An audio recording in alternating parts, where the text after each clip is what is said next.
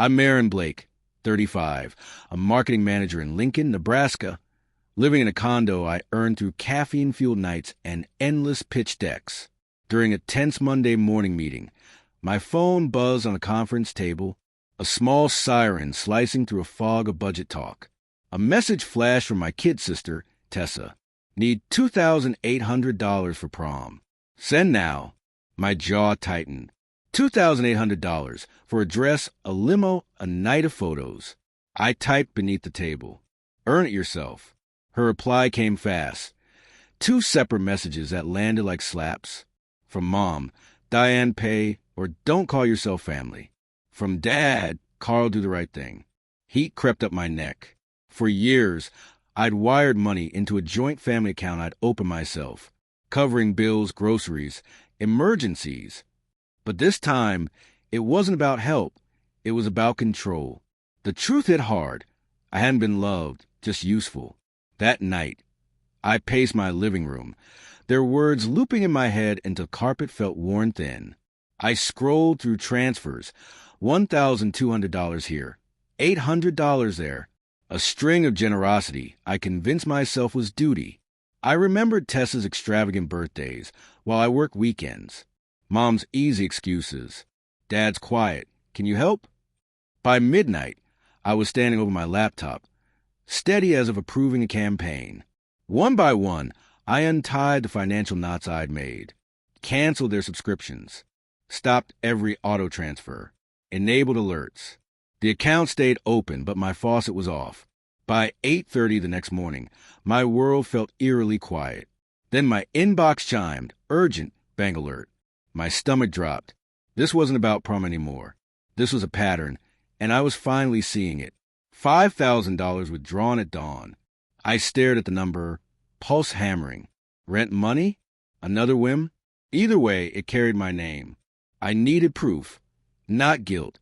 I walked 2 doors down to legal and knocked on Ellen Ward's office.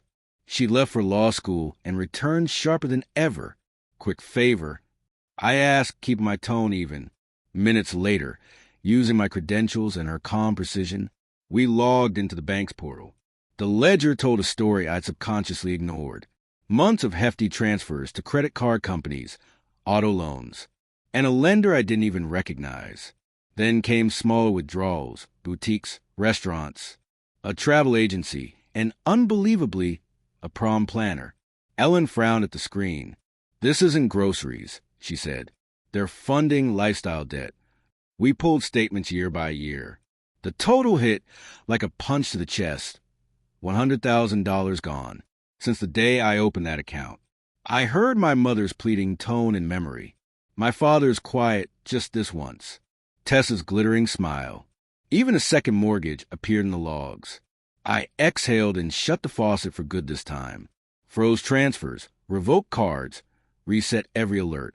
Then I wrote a single, careful email. The account is closed to you. I know about the withdrawals. There will be no more money. Phones erupted. Tessa called first, breathless and furious. You can't do this. For what?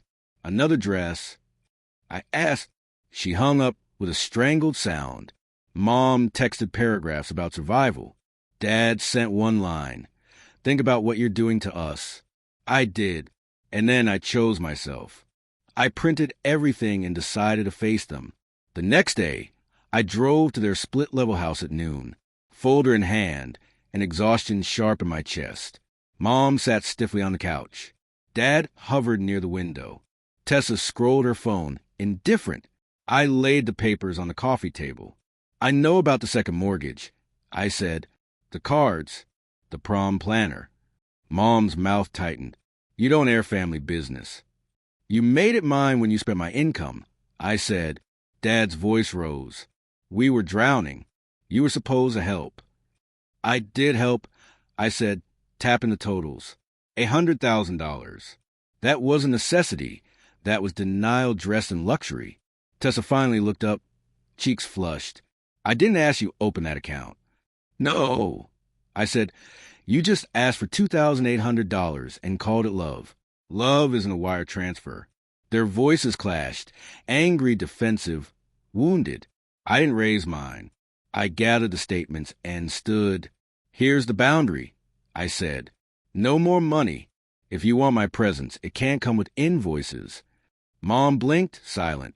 Dad said coldly, Then we're done. I nodded. If that's your choice. I walked out, blocked their numbers in the driveway, and sat until my heartbeat slowed. Weeks passed. A cousin texted.